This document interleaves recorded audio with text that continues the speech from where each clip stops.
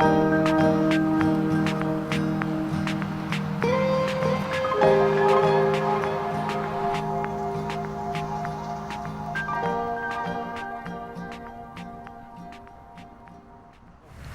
gaan naar Heeg. We hebben de bedoeling om daar een fietstocht te houden.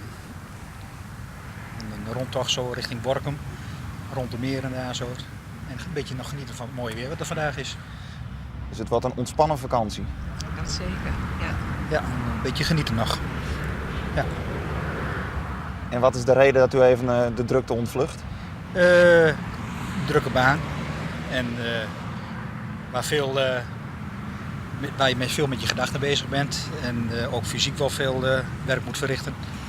En dan is het wel even prettig om even te ontspannen. Want wat houdt die drukke baan in? De baan is op een instelling werken met mensen die dus een gedragsstoornis hebben. En daardoor eigenlijk slecht in de maatschappij kunnen functioneren. En die moet je dus begeleiden de hele dag.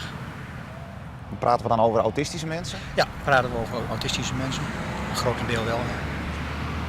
En een aantal mensen hebben ook een TBS-verleden. Waardoor ze dus ook problematisch leven achter zich hebben. Het klinkt als een heel bijzonder beroep. Maar hoe komt u nou in die hoek terecht? Hoe komt u aan het werk? Puur toeval. Werkzaam zijn ergens anders en dat een buurman je vraagt van, goh, loop eens een dagje met mij mee. En die was daar werkzaam. Ik heb 1 dag meegelopen en dat vond ik eigenlijk wel heel leuk.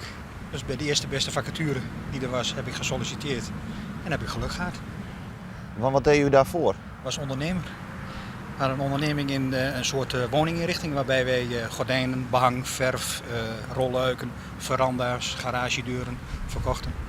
Met 7 man personeel. En u was erbij toen dat besluit werd genomen? Ja, zeker. Ja, en ik ben ook heel trots op hem, want hij heeft van het jaar ook nog zijn diploma gehaald. Want dat hoorde er ook nog bij, om dat werk te kunnen doen. De verandering is toch wel een stukje rust in het leven. Ondernemerschap is toch een andere verantwoordelijkheid. Er komt veel meer op je af. Je hebt personeel waar je voor zorgen moet.